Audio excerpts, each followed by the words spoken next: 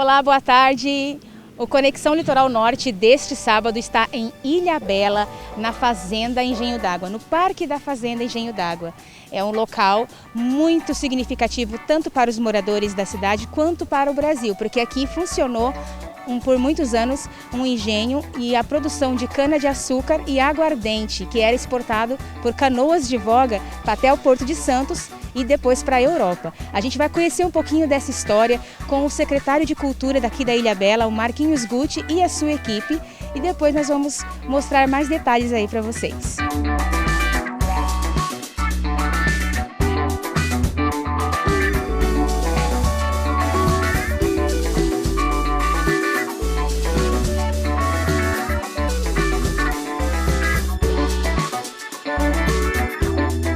Sim, lógico. Isso aqui é uma fazenda, um projeto único no Brasil, né? Onde os proprietários, eles moravam em cima e toda a produção era embaixo, né? E tem um diferença aqui mesmo. Essa casa é diferente das casas de fazenda do Nordeste. Essa aqui era a casa, que tinha só a casa dos senhores, né? Essa casa aqui era uma casa que era dividida. Os senhores e os trabalhadores também ficavam juntos, é isso? Isso, era uma casa que acomodava todos, né? Os senhores ficavam em cima, né, os proprietários, e embaixo ficava toda a produção e os funcionários.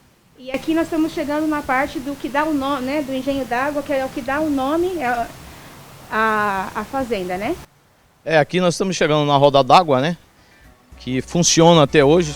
Nossos funcionários colocaram ela para funcionar, funciona até hoje. E na abertura da fazenda é um sucesso, né? Nós abrimos aí dia 22 de setembro.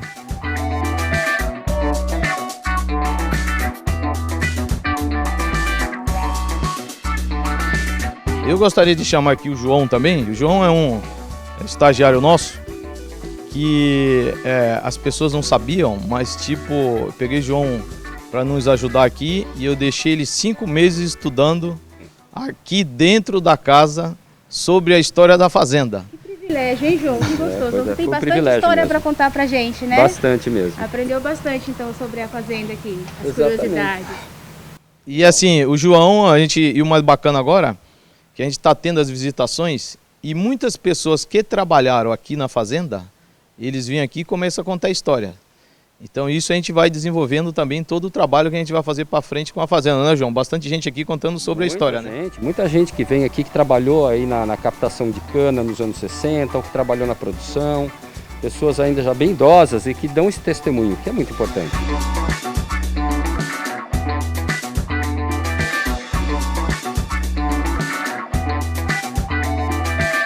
Isso a fazenda, eu costumo falar que é o maior patrimônio cultural e histórico do nosso município, né?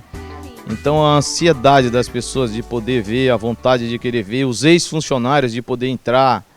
Na época tinha funcionário que tipo não tinha acesso ao piso superior, então as pessoas não visitavam o piso superior da casa. Mesmo trabalhando aqui, elas não visitavam. E agora os turistas também, desde 2015, eles não entravam lá em cima. E nós conseguimos toda essa liberação com o IFAM, com a aprovação do AVCB, do bombeiro que teve agora recentemente, com apoio também do Ministério Público Federal. Então foi uma vitória muito grande para o município e que está sendo um sucesso aí. Até agora aproximadamente 2.500 pessoas visitaram a fazenda, um número recorde aí em pouco tempo, né?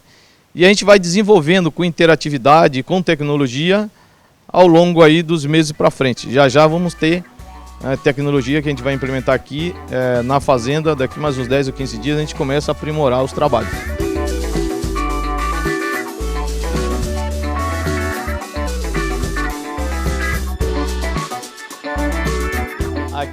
Aqui é toda a produção, né? Toda a produção ela funcionava aqui. Aqui a produção da cachaça, né? Então a cana chegava aqui, a roda, né, lá em cima nós temos uma represa, tem 2 comportas que a gente abre, a água desce, funciona até hoje, né? E faz a roda d'água funcionar.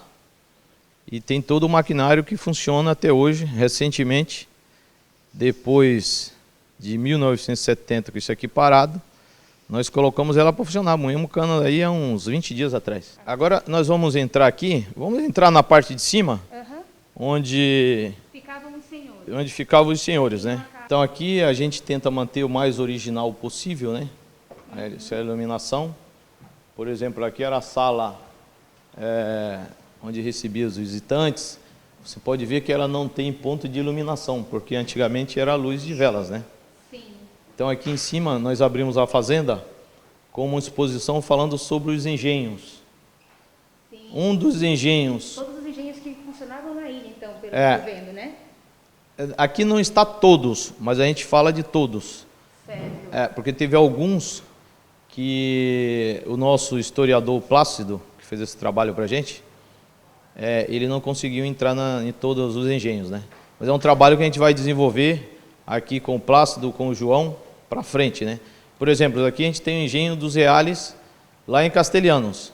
É um dos nossos desafios a voltar, porque as ruínas desse engenho continuam lá. Então a gente quer levar um ponto turístico e histórico para lá, para Castelhanos. Não só para Castelhanos, como todos os outros engenhos que estão em ruínas, né? Aqui o engenho da Toca, que é o engenho da Toca, conhecido também, né? Que produz cachaça até hoje. Recentemente aí eles tiveram uma produção muito bacana, uns 45 dias atrás mais ou menos. Então está muito bem cuidado o engenho da Toca. Vale a pena o pessoal aproveitar, porque faz parte do nosso patrimônio histórico. A Fazenda São Matias é lá no sul, né? Ah, tá. Lá na Praia da Feiticeira. Certo. Também é um patrimônio do município, porém ele é privado, né? Eu vou passar aqui agora para o João. O João é o nosso grande funcionário aqui que se capacitou para isso, né? Então, para o João falar um pouco sobre como que era o convívio social aqui da fazenda. Ótimo. Bom, tudo tinha uma função na edificação. É uma edificação da primeira fase do barroco, né? Onde não tem ornatos nem nada, mas existem alguns elementos interessantíssimos aqui. Essa varanda aqui fora, e o piso dela é restaurado, é o único piso restaurado daqui, original. Essa varanda, esse alpendre, né? Aqui o senhor de engenho, ele recebia os visitantes ilustres. Clérigos, militares, comerciantes, políticos, e dependendo do interesse que ele tinha, ou se prolongasse o assunto ou o negócio, ele trazia para dentro da sala, da casa, onde estamos agora. Aqui tinha uma função mista, então ele recebia as pessoas e a família estava aqui. Uma outra coisa interessante, que tem uma separação por gradil, que é original também, que separava a área íntima, que eram só os quartos, da área mista que ele usava aqui. O senhor de engenho era uma das pessoas mais importantes da cidade. Um exemplo de importância com um elemento arquitetônico é essa forração aqui, esse forro. Só pessoas muito abastadas tinham essa possibilidade de ter um forro assim. Isso aqui tem um exemplo de forros muito similares no Vaticano, nos museus, enfim, no Palácio de Versalhes. Então isso aqui era uma ostentação, né?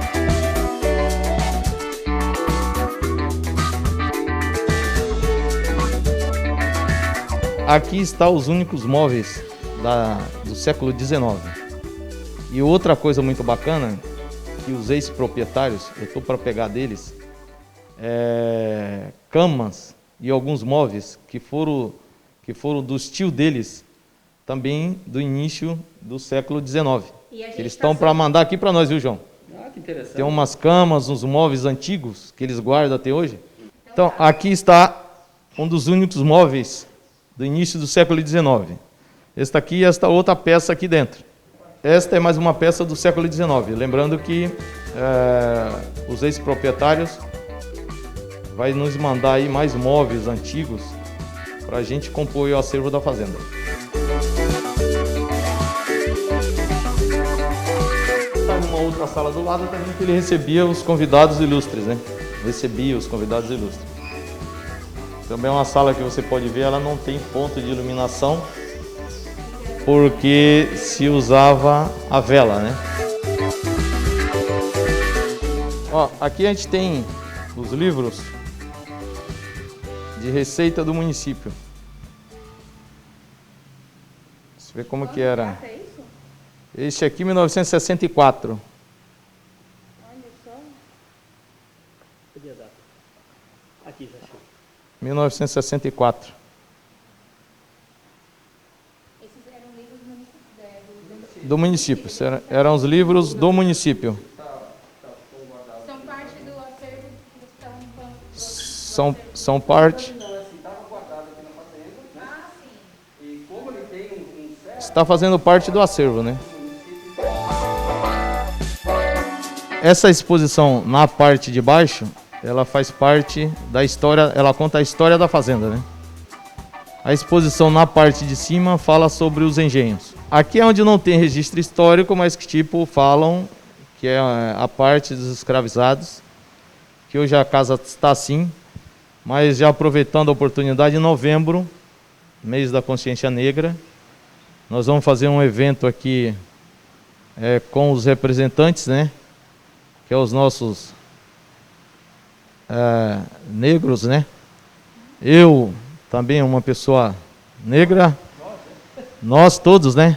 Então a gente vai fazer um evento muito bacana aqui em novembro na Consciência Negra, viu, João? João que é o nosso estudioso aqui da fazenda. E aqui embaixo funcionava toda a produção, né? Vamos falar um pouco da produção. Se moía a cana lá. Sim. Tem um arruamentozinho ali onde chegava o carro de boi, descarregava a cana de açúcar. Essa cana de açúcar ia para a moenda, que é a roda d'água, a moenda ali. O caldo, a garapa, vinha através dessa portinha aqui, entrava aqui na casa das caldeiras. Eram tachos de cobre que ficavam fervendo ali, até que era colocado num tacho chamado pão de açúcar. Ali acontecia a purga desse caldo, virava açúcar, se batia ele para quebrar, se refinava, se encaixotava, ia tudo através de canoa de voga para Santos, para o Porto de Santos, para produção, para atender a Europa. Toda a produção ia para a Europa, né? E saía daqui para o canoa de voga. Saía daqui. Inclusive, outra coisa bacana, a canoa de voga, nós vamos trazer as canoas que produziam, que faziam esse transporte, né, para Santos e aqui para as regiões próximas. Nós também vamos trazer elas aqui para dentro da fazenda. Uma delas está sendo restaurada e tem mais duas que está lá na armação na Salga. A gente também vai trazer para cá para ir agregando aí a história, né? E o que é mais bacana é que muitos ex-funcionários estão vindo visitar a fazenda e contando um pouco sobre a história. Então o João aqui é a pessoa que fica captando, e também os guias que trabalham conosco do nosso município, né? Que é os nossos agentes históricos. O João é um deles, né? Fica captando toda essa história e começamos a montar uma história que pouco sabe. Isso que é o grande barato. Aqui está o destilador e o tacho, né? Então, como a gente está na parte de baixo, que é onde fazia toda a produção. Bom, então aqui se começava a produção da cachaça, né? Passava pelo destilador, do destilador para o tacho. O tacho era alimentado pelo bagaço da cana para aquecer. Se obtinha a cachaça destilado aqui, essa cachaça ia para a sala de barris, para o envelhecimento. E no envelhecimento, que nós vamos conhecer, existiam dois tipos de madeira que se usou aqui. Uma madeira neutra, que era o amendoim, e uma madeira diferente, que é a carvalho, que ela vai dar um aroma amadeirado e uma cor diferente na cachaça. A cachaça branquinha era um dos tonéis de amendoim e a amarelinha era dos tonéis de carvalho, que tem lá no fundo. Essa canoa nós estamos restaurando ela, e junto com mais duas canoas que também trabalharam nesse transporte da cana aqui da fazenda, nós vamos trazer elas aqui e vai ficar expostas aqui também futuramente. Assim também como nossos carros, né? O primeiro carro de Ilhabela e o primeiro... Na frente, né? Que é um de 1932, é isso mesmo? Isso, e o primeiro trator também. A palavra engenho, ela vem, o sinônimo dela é ardil, engodo, engano, né? Engenho. E na Idade Média tem uma literatura que diz que tudo que não era feito pela mão do homem diretamente era coisa do demônio, coisa de quem usa de ardil, engana os outros, né? Uma roda d'água dessa substituía 10, 20 homens, que tinha um eixo que girava uma rodana que moía a cana. Então era considerado coisa do demônio. E a palavra engenho vem daí. Parque Fazenda Engenho d'Água A gente vai colocar a história do nosso município aqui, que aqui era uma cidade agrícola, né? Então aqui fala um pouco de como era os empregadores do município, a produção da cana, no início dos anos de 1900, os japoneses com a plantação de hortaliça e de arroz, que aqui também foi invadido por japoneses, né? Então é uma história muito rica, e aí a partir de 1939, o ex-proprietário, né, Gontier, comprou aqui a fazenda e que foi adquirida pelo município em 2015. Então a gente está agora remontando toda essa história que o tempo apagou. Mas é um grande desafio nosso de poder recuperar tudo isso. Na verdade eu estou muito feliz por esse desafio, né? Quando eu aceitei o convite do prefeito, eu não imaginava que teria todo esse desafio pela frente. Mas daí eu me balizei muito no que os outros secretários fizeram. Então eu falei, bom, vou ter que fazer algo diferente, até para contribuir com tudo aquilo que o município me dá. Eu vim para aqui muito novo, casei com a Caissara e tenho uma filha Caissara, né? Fui criado ali na Praia da Armação, então a galera aí da minha idade, aí eu cresci junto com eles. Me considero um Caissara, um baiano Caissara, né? Mas muito feliz pelo desafio. Eu acho que é um compromisso que nós assumimos, o prefeito Toninho Colucci, e que está sendo assim sensacional.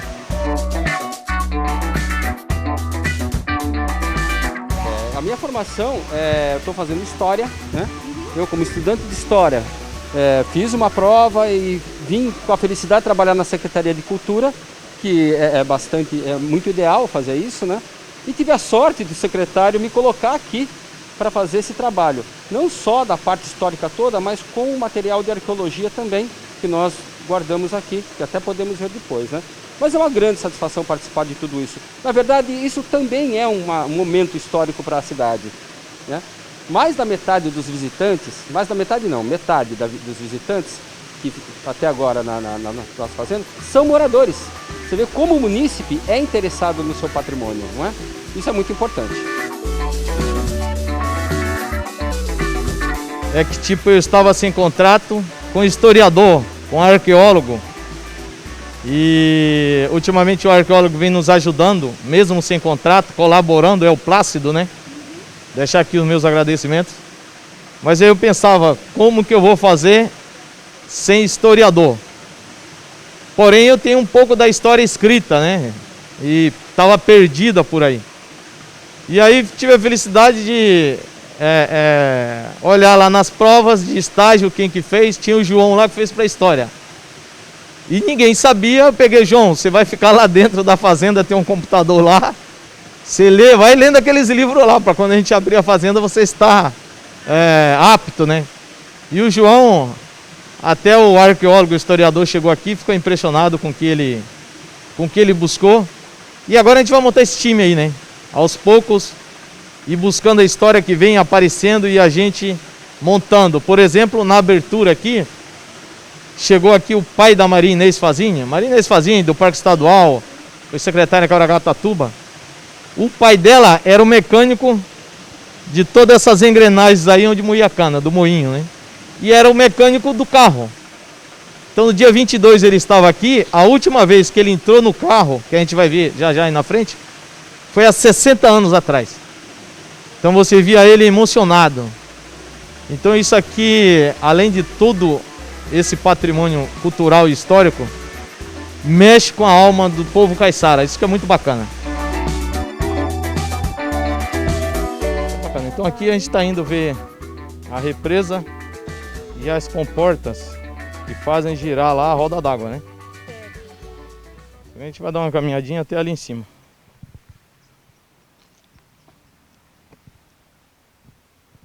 Toda essa parte aqui a gente vai melhorar a infraestrutura, para daí também abrir para visitação essa parte de cima, né? Aqui é a comporta que a gente abre para descer a água. E aí ela entra lá por cima do telhado, onde fica a produção. e ela faz girar lá a roda d'água, para daí iniciar o processo onde moía as canas.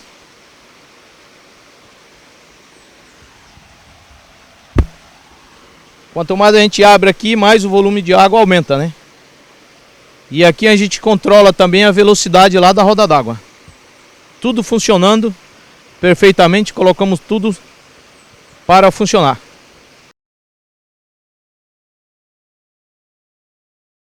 Então agora, com a contratação do arqueólogo, nós vamos poder melhorar toda essa parte aqui de cima, porque precisa de um arqueólogo para acompanhar, porque aqui é tombado pelo IPHAN, pelo CONDEFAT. E pode ter algum artefato, né? Então a gente precisa de toda uma autorização, que tem uma burocracia, um trabalho, mas que a administração do nosso prefeito está com muita vontade em resolver. Assim como resolvemos já da parte de baixo da fazenda, a parte já é uma grande vitória, né? A parte de cima é um outro desafio, mas eu tenho certeza que a gente vai conseguir já já. Inclusive agora em outubro, o IPHAN estará vindo aqui na fazenda, que para nós vai ser um privilégio recebê-los. E a gente vai falar toda a demanda que a gente precisa aqui de ser liberada, né? Para a gente melhorar esse acesso. Aqui não há comprovação histórica antes de 1970, mas aqui funcionava a cocheira, né? Então os animais, como vocês podem ver, os coxos lá na frente. Mas é uma casa também que nós estamos fazendo um trabalho levantando toda a sua história do século XIX. E vamos aí dar para o município tudo isso de história que o município merece, né? Então esse é um dos nossos grandes desafios na Secretaria de Cultura. Um dos principais desafios, né, secretário? Eu acho que é o maior desafio nosso, é poder resgatar toda essa história que se foi ao longo dos tempos. As pessoas que passaram não tiveram... Muito grande, né? De 70 até 2015, né? Muita coisa se perdeu, né? Muita coisa se perdeu. Estão trabalhando nesse resgate, né? Não é fácil, né? Porque a gente não sabe onde buscar muito as histórias, porque a Secretaria não tem nada nos seus acervos. A Fundace também não tem nada. Mas grande parte da história da ilha, esse é o grande problema, né? Que se perdeu se perdeu ao longo dos tempos. Era mais a parte oral, né? E os nossos antigos... Hoje o nosso trabalho está voltado exclusivamente para atender a demanda do setor cultural em geral, mas com um grande empenho do resgate histórico-cultural. Nós vamos, por exemplo, ali, a gente está pegando de volta, depois de acho que 30, 40 anos, a antiga cadeia Fórum da Vila. Então ela volta, parabenizar o prefeito Clênio Colucci, ela volta para a mão do município, para a minha mão, para a mão do prefeito, eu como secretário de Cultura. Lá a gente vai fazer o Museu da História de Ilhabela. Aqui será uma área de museu, mas da história da fazenda, dos engenhos. Vamos falar um pouco da história dos funcionários que aqui trabalharam. Vamos falar agora no mês de novembro, mês da consciência negra, sobre os escravizados. Precisa ser lembrado, precisa ser respeitado. Mas na vila é um grande ganho também, que será o Museu da História de Ilhabela. E a gente vai fazer um museu de forma interativa. Aqui na fazenda também vai ser de forma interativa. A nossa ideia é fazer vídeo documentário de todas essas pessoas que trabalharam aqui. E eu vou colocar elas lá de forma interativa aí na fazenda, lógico, com todas as autorizações deles, para eles ficarem contando a história, né? A gente inicia uma gravação com 3 pessoas, 3 personalidades históricas do município, a partir da semana que vem. Então essas 3 pessoas que já a população vai estar sabendo quem serão as pessoas que vai começar a falar sobre essa história que eles viveram aqui na fazenda na década de 40, de 50, de 30, de 70. Então isso nos motiva a cada dia estar empenhado para que essas coisas andem o mais rápido possível. Aqui, como a gente precisa criar conteúdo para o acervo da fazenda, por exemplo, essa casa aqui é uma casa que ficava funcionários há muitos anos atrás, né? A nossa ideia é trazer aqui para este imóvel, lógico, a gente vai restaurar ele, reformar, um museu da pessoa daqueles funcionários que trabalharam aqui na fazenda na década de 30, na década de 40, de 50. Tem muitos deles que estão aí passando a informação para a gente. Então aqui a gente vai criar o museu da pessoa, dos funcionários aqui da fazenda. E vai ter o museu da pessoa, das personalidades históricas e políticas lá na vila, que será lá na antiga cadeia e fórum. E o bacana é que essa semana eu conversando com alguns moradores antigos da vila, e eles contando para mim que os pais deles antigamente vinham pelo caminhozinho que tinha da vila até aqui a fazenda, que passava esse caminho até o Perequê, né? Então eles vinham tomar uma cachaçinha aqui na fazenda à tarde. Olha só. E sabe como que eles tomavam a fazenda? Porque naquela época, lógico, não tinha muitos copos, não tinha essas coisas que tem hoje em dia, né? Sim. E tinha muito bambuzal, como tem até hoje aqui, né? A plantação de bambu que tem aí. Eles cortavam o bambu, faziam um furinho embaixo, e eles voltavam para a vila de tarde tomando uma pinga, mas no bambu, entendeu? Será que foi daí que nasceu a pinga com mel no bambu? Pode ter sido. Pode ser, hein, secretário? Então eles me contaram isso aí. Eu já fiquei maluco para saber desse pessoal antigo, qual deles estão vivos, para mim poder gravar eles, entendeu? Então é todo esse desafio que a gente estamos trabalhando para alcançar, né?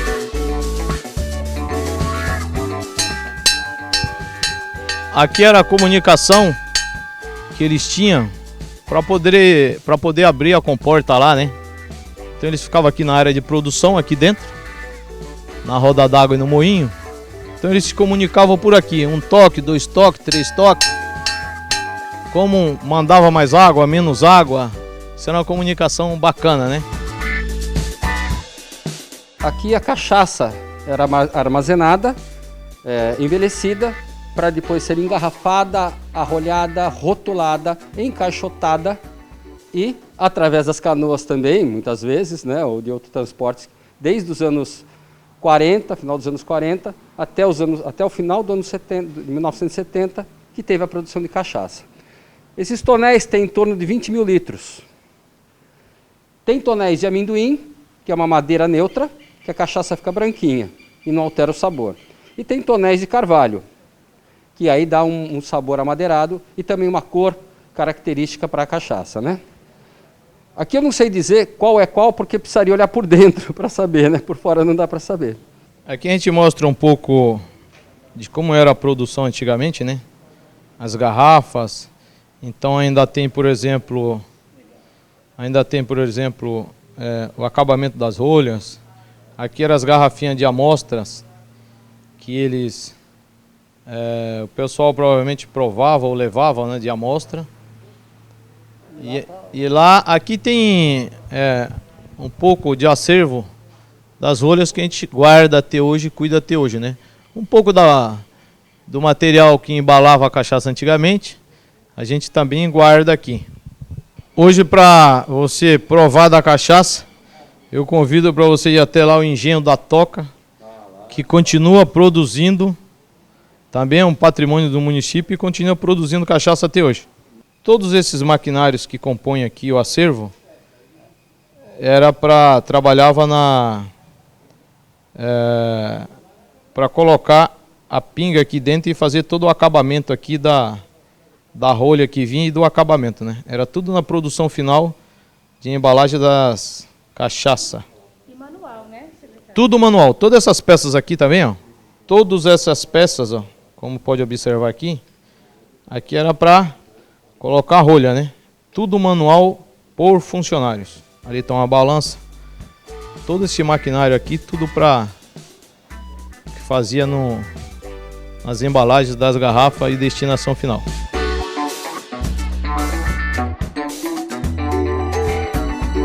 Ó, aqui está o nosso primeiro carro de Ilhabela, o Ford 1932. que transportava, ajudava aqui no transporte de cana e também tudo que precisava aqui na fazenda, limpeza dos coqueiros, tem tudo nele aí. É um carro a gasolina e 6 volts. 6 volts. Funciona, hein? Nosso tratorzinho também, que trabalhava aí na produção da fazenda, né? Nós éramos uma cidade agrícola e a fazenda era um dos locais que mais se empregavam antigamente, né? Então aqui está o primeiro trator também de Ilhabela que trabalhava aqui na produção da fazenda Engenho d'Água. Funciona também e é 6 volts. Então esse aqui é um dos grandes atrativos da exposição, que vai continuar aqui na frente. Esse é um 4 cilindros, 6 volts, a gasolina.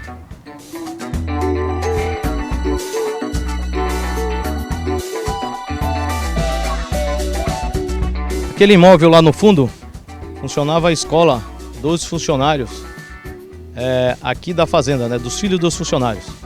Então, muito bacana ver que, tipo, lá atrás, quando tinha toda a produção aqui, a nossa cidade é uma cidade agrícola, né, e aqui era onde mais se empregavam, os senhores também dos engenhos aí se preocupavam também no estudo dos filhos de seu funcionário, né.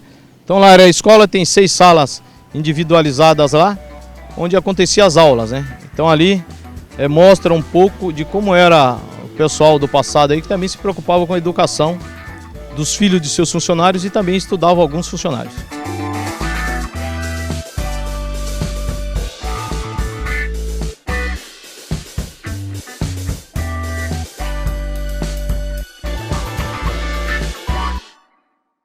Então, gente, depois do nosso passeio, da nossa incursão pela Fazenda Engenho d'Água em Ilhabela, nós paramos aqui em São Sebastião para conversar com uma pessoa muito especial. Nós vamos conhecer um pouquinho da história da jornalista e pesquisadora Maria Angélica de Moura Miranda, a Maria Angélica, popularmente conhecida. Ela tem um trabalho de resgate da cultura caiçara, há muitos anos aqui no litoral, mas também tem uma história particular com a Fazenda Engenho d'Água, e por isso a gente veio conversar com ela sobre isso.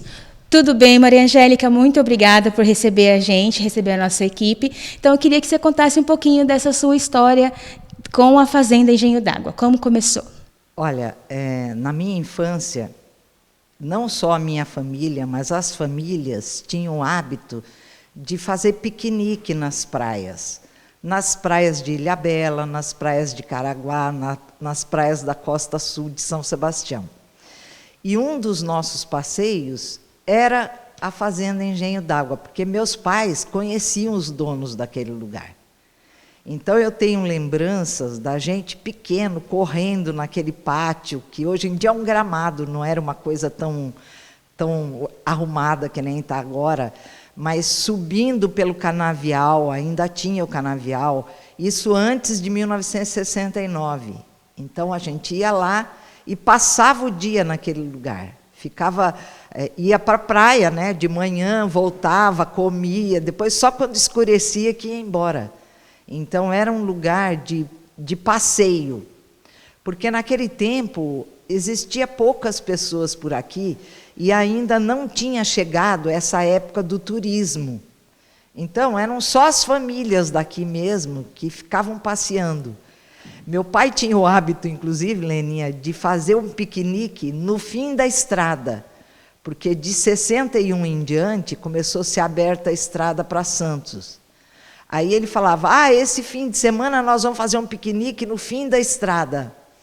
E a gente fazia um piquenique onde a máquina estava parada. Depois, na Rio Santo, depois, quando chegava na outra semana, a gente ficava umas 2 semanas sem ir, quando a gente fazia de novo, já era em outro lugar que estava a estrada. Então, eu vivi isso e é uma lembrança muito boa, porque não é uma lembrança só minha, né? É uma lembrança das pessoas que moram no litoral. E eu tive essa passagem na Fazenda Engenho d'Água, quando eu era bem criança, que meu pai era vivo ainda, e depois aconteceu uma coisa muito engraçada. Quando eu estava em São José, que eu trabalhava na Embraer, meus chefes, né, naquele tempo as pessoas da Embraer ganhavam muito bem, então você não tinha, se fazia aniversário, você não tinha um presente para dar para elas. Então eu vinha para cá, para o litoral, atravessava para Ilhabela, ia lá no engenho d'água e comprava pinga. E chegava lá, dava pinga de presente para quem fazia aniversário. E aí, numa dessas vezes, eu fui na casa do meu tio Álvaro Puertas, ele era encarregado do DR. Ele trabalhava lá na Serra, nessa época. Aí eu falei para ele, tio, hoje eu vou na Ilhabela comprar umas pingas para levar para o pessoal de São José. Aí ele falou para mim assim, você está dando de presente para eles pinga de Paraibuna. Eu falei, não, tio, eu vou lá na Ilhabela comprar a pinga. Aí ele falou para mim, Maria, as pingas que são engarrafadas hoje em dia em Ilhabela não são produzidas mais lá. Os donos de engenho compram barris de pinga de Paraibuna, de Guararema. E eu falei, não acredito. Ele, agora... Aí ele riu e falou assim, Maria, não tem nem canavial na Ilhabela mais. Então, era uma coisa... 78, 79. Era uma coisa tão lógica, mas na minha cabeça, né? Porque não tinha nem canavial, como é que ia ter produção de cana, né? E aí eu fiquei com essa informação. E depois, quando desapropriaram a fazenda, em 2016, 2015, eu fiz um texto e coloquei na UbaWeb, naquela revista eletrônica que eu escrevo de Ubatuba.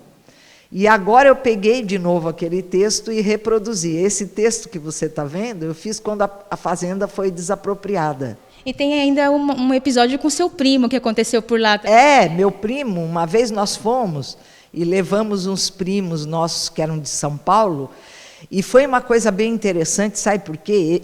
Tinha o canavial e atrás do canavial era a Mata Atlântica. E naquele tempo, se a pessoa se perdia no mato, ela tinha o risco de morrer, não sei se você tem noção, né? Porque tem pessoas que se perderam na mata e morreram, nunca mais encontraram. Encontram morta. E aí nós fomos para Ilhabela com esses primos e eles subiram no canavial e sumiram. Quando as nossas mães começaram a chamar para fazer lanche, para comer, eles não apareceram. Aí começou aquele desespero, né? Minhas tias eram de São Paulo, né? Começaram a chorar. E veio um monte de gente para ajudar a procurar as crianças. E aí todo mundo subia no canavial e entrava na mata.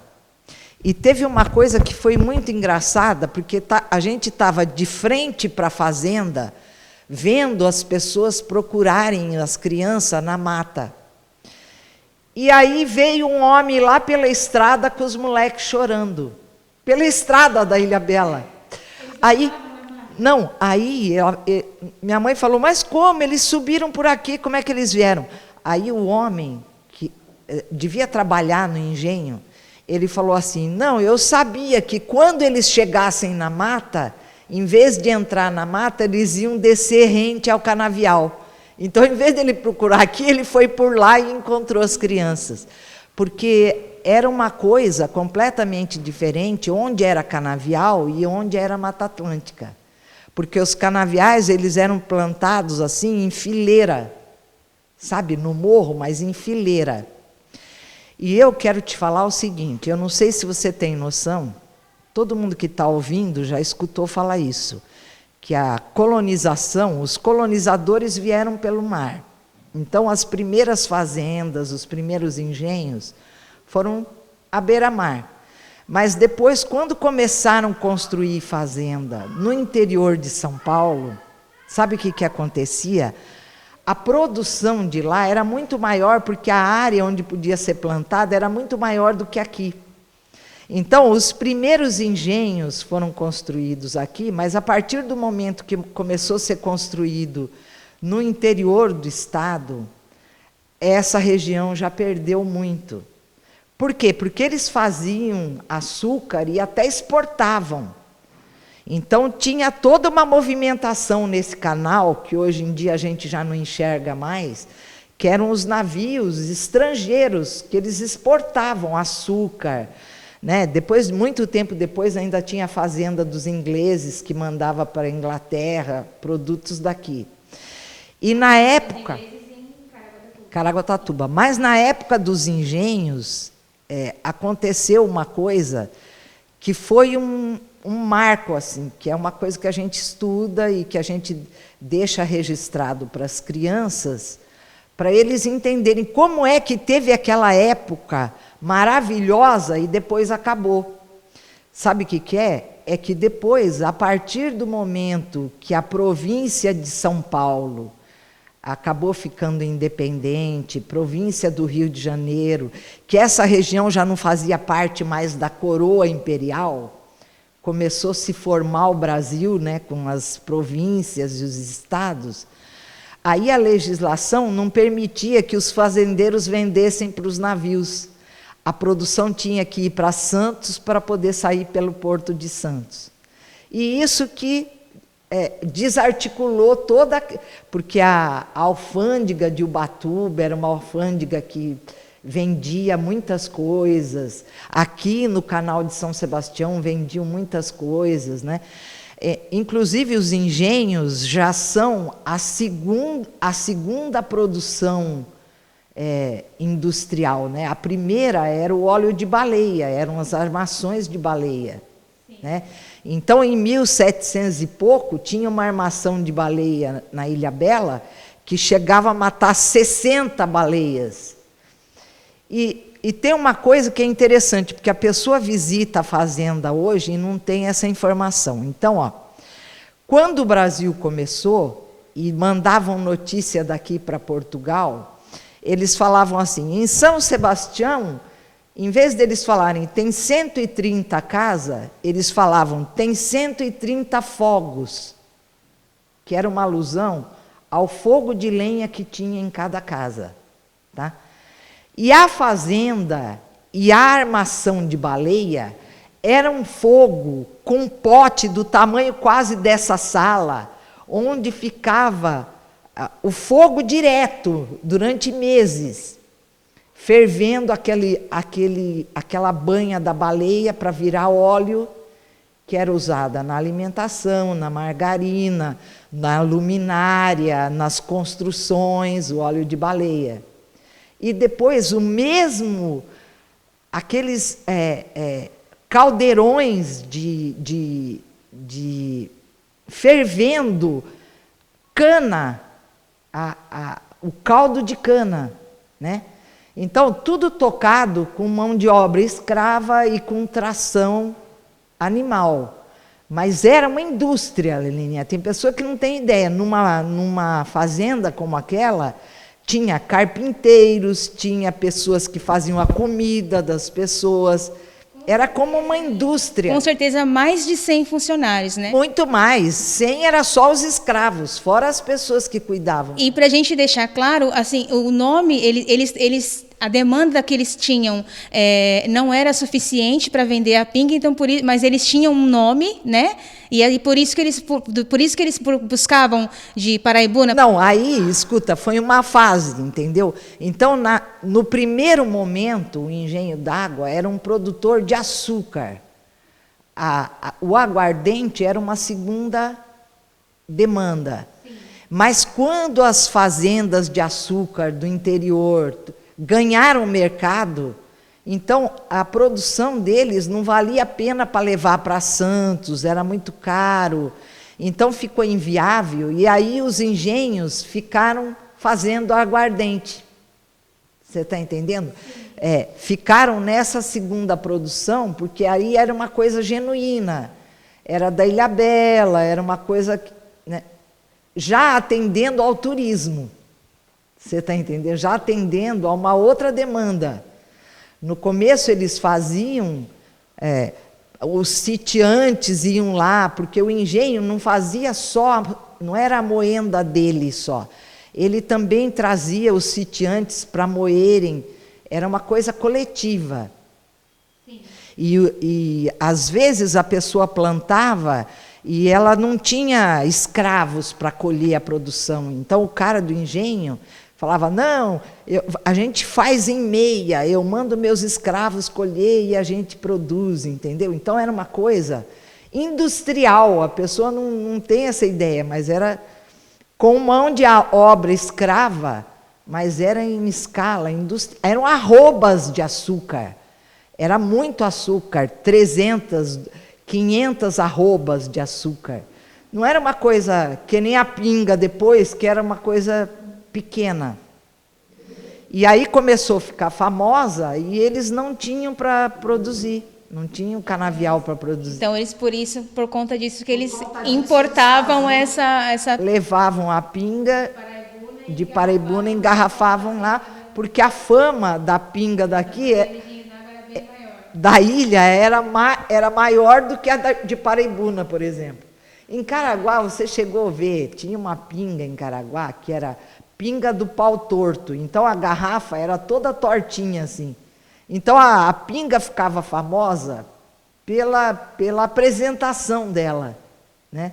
Porque eram pingas boas, né? Não tinha uma qualidade menor. Você está entendendo? Eram pingas boas, feitas por engenhos e tal, seguindo o mesmo critério, só que a quantidade que não era a mesma. Entendi. E aí depois dessa fase aí de essa família que era amiga dos seus pais, eles conseguiram um tombamento. A gente tem a fazenda hoje porque o tombamento foi feito lá atrás. Então, olha, esse senhor que ficou sendo 30 anos dono por último da fazenda, esse não é o que meu pai conhecia. Então, esse senhor parece que ele era francês. Eu até conheci a filha dele no dia da solenidade, ela estava lá. Então, eu falo, são aqueles franceses, alemães, aquelas pessoas que vieram para Ilhabela por causa da qualidade de vida do litoral norte, né? Na década de 70, quando isso foi aberto para o turismo, essa região, muitos estrangeiros vieram para cá. Tem muitos estrangeiros italianos, donos de pousadas, né? Porque essa região realmente é uma região muito bonita. Então, atraiu a atenção de investidores estrangeiros que vieram. Eu até brinco, porque eu falo, hoje em dia eles já são caiçaras, né? Porque o deck na Ilhabela era de um alemão. A Vila Mari em Marizias é de um italiano, mas a gente chega para conversar com eles, eles são caiçaras já, né? Já se integraram. Então eu falo, o mais legal é saber que agora as pessoas... Porque, sabe, Leninha, vai ter muito trabalho de conclusão de curso falando da fazenda, isso que é legal. Eu tenho um monte de livros que eles vão poder pesquisar, quero até deixar isso, porque a gente tem faculdade aqui, tem faculdade em Caraguá, e isso vai chamar atenção para serem feitos trabalhos de mestrado, doutorado sobre esse assunto, entendeu? Isso. Eu queria que, aproveitando esse gancho, você falou que tem muitos livros, tal. Fala um pouquinho desse seu projeto do. Então, olha, como eu trabalhava. Como você chegou nesse acervo, né, para as pessoas entenderem? Olha, como eu trabalhava como jornalista, eu fazia contato com os escritores. Ou com alguma família conhecida. Quando eu ia em Ilhabela, tudo no litoral norte. Porque o jornalista, você sabe, você já trabalhou aqui, o jornalista, o médico, o professor, dá aula em São Sebastião, dá aula em Ilhabela, dá aula em Caraguá. Então, o profissional liberal, ele faz as 4 cidades. E quando eu estava trabalhando como jornalista, eu ia fazer reportagens em Ubatuba, em Caraguatatuba, e conheci... os escritores mais famosos do litoral. O Ari França, a Iracema França, de Ilhabela, o seu filhinho de Ubatuba, o Marino Garrido, que fez um trabalho lindo sobre a fazenda dos ingleses. Então, eu fui contemporânea desses escritores. E eu percebia que eles não se encontravam. Então, como na época eu já estava fazendo esse trabalho do Memorial do Tebar, eu resolvi fazer aqui no Tebar um evento para reunir esses escritores. E comecei isso em 1993. Durante um ano ou outro eu ficava sem fazer, às vezes uma vez eu tinha sofrido um acidente de carro, não pude fazer. Mas o que importa é que em 2019 fez 25 anos que eu estou fazendo esse encontro de autores. É uma iniciativa minha, sem dinheiro de poder público, E com alguns patrocinadores, quando eu preciso de alguma coisa, eu procuro um patrocinador, mas é um projeto que eu estou levando há 25 anos sem verba. Agora eu fiz um PROAC, porque está tendo um PROAC de literatura, eu me inscrevi num PROAC contando essa história. Não sei se você é contemplada, mas estou contando essa história. Então, isso acabou sendo um legado, porque depois daqueles escritores, apareceram muitos especialistas, né? Muitos antropólogos. E eu não sei se você sabe, nós temos um antropólogo chamado Antônio Carlos Diegues, que nasceu aqui na Baixada Santista, e ele criou um núcleo de estudo do caiçara, na USP. Então, vem muita gente pesquisar sobre a cultura caiçara. Nós tivemos aqui também um grupo de franceses fazendo um trabalho sobre o litoral norte. Então, no IFAM, há pouco tempo, o IFAM e a Universidade Federal do Paraná abriu um portal chamado Paisagens Caiçaras, tem trabalho meu lá. Então, eu percebo que a cultura caiçara ainda não teve a divulgação que a cultura nordestina e a cultura caipira teve. Mas nós temos, com certeza, assunto para ser muito divulgada. E aí, então, você resolveu reunir esses escritores locais? Uma vez por ano, eu faço um encontro de escritores. E, para você ter uma ideia, hoje, no último encontro de autores que eu fiz, nós já tínhamos 19 escritores que participaram e faleceram. Então, aquela geração para quem eu fiz o encontro de autores não existe mais, que era minha mãe, seu Alvinho, seu Marino Garrido, seu filhinho. Eles vieram, conheceram esse evento. Trocaram os livros, né? Porque cada um trocava as suas histórias. Hoje em dia vem um pesquisador e fala que trabalhou em cima do livro de fulano. Então é uma coisa viva. Isso daí eu vou morrer e vai continuar. Não sei quem vai dar continuidade, mas com certeza vai continuar. Porque não é um trabalho como o da Flip. A Flip é uma feira de livros, trabalho o livro. E o meu evento trabalha o escritor. É o escritor que a gente vai buscar. Aquele rapaz que conseguiu fazer um livro sobre o trabalho dele e ele vem contar a história dele. Então, a importância disso que eu faço talvez esteja tomando proporção de uns 10 anos para cá. Quando eu comecei, as pessoas falavam: nossa, Maria, para que você vai fazer isso? Nem tem escritor aqui no litoral. Eu falava: tem um monte, está todo mundo escondido. Tem que... E é uma delícia, porque a gente reúne mais de 100 pessoas, quase 150 pessoas, todos escritores ou personagens de livro, que nem a Unicinho, que nem o Edinho de Ilhabela, a Jandira da Enseada, pessoas que já tiveram um livro contando a história dela, vêm também, e aí você conhece o personagem. Então, Leninha, isso é uma paixão. Se eu começar a falar disso, eu não paro mais. O que eu quero que você entenda é que é uma coisa que tem um diferencial, porque eu comecei 10 anos antes da Flip. Então, depois que eu comecei, começaram muitas feiras no Brasil de livro. Agora, essa que eu faço é para livros só sobre a nossa região. O autor pode morar aqui e fazer um livro sobre qualquer assunto. Pode ser um livro de poesia, pode ser um livro de biologia, pode ser um livro de fotografia, pode ser um livro com as esculturas que ele faz, que nem o Gilmar já colocou 2 livros com as esculturas dele. Ou escritor de qualquer lugar do país que escreva sobre as 4 cidades. O tema tem que ser das 4 cidades. Mas é uma paixão isso. Todo ano chega um assunto que a gente fala: meu Deus, como é que nunca teve um livro sobre esse assunto? E assim aí você vai contribuindo para remontar a história, né, as lacunas que ficaram, né?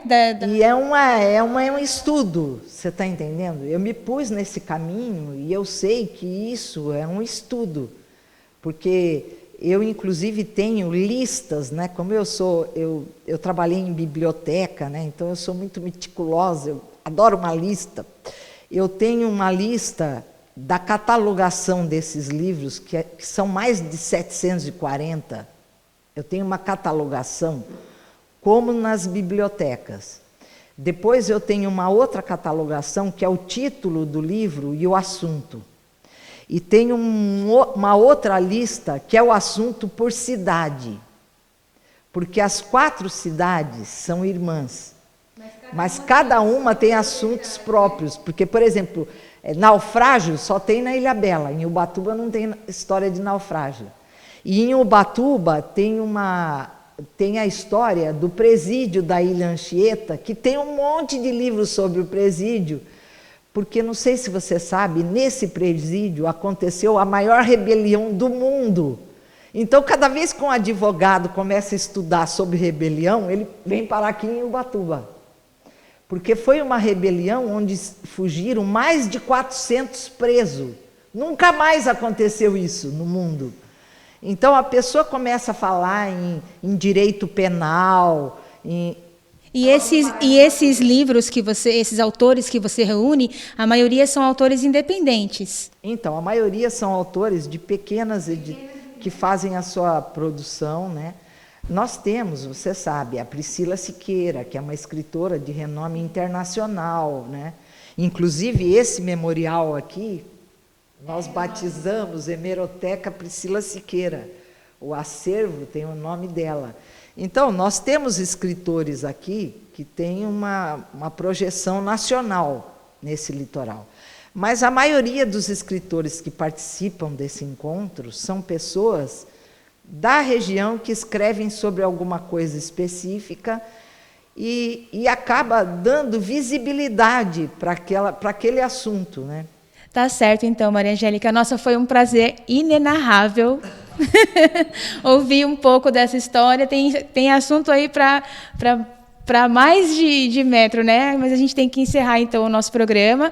Mas muito, muito obrigada pela sua atenção, muito obrigada pela sua contribuição, né, para a perpetuação da nossa história, do resgate, na verdade, do resgate da cultura caiçara, né? Estou muito contente com essa oportunidade de conversar com você. E eu quero deixar só uma observação.